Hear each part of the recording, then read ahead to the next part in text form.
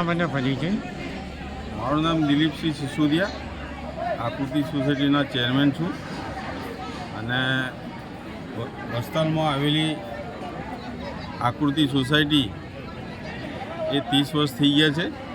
અમે આ 30 વર્ષમાં પ્રથમવાર તુલસી વિવાહનો કાર્યક્રમ રાખેલો અને સમસ્ત આકૃતિ સોસાયટી પરિવારની ભાવના સાથે એક સાથે જોડાઈ અને અમે આ કાર્યક્રમની રૂપરેખા બનાવેલી.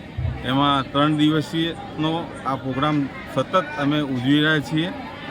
કંકુપત્રિકા લખવાથી લઈ અને મંડપ મુહૂર્ત, મામેરા, હલ્દી, સંગીત સંધ્યા, શોભાયાત્રા અને હવે લગ્ન વિધિની અમે તૈયારી કરી રહ્યા છીએ.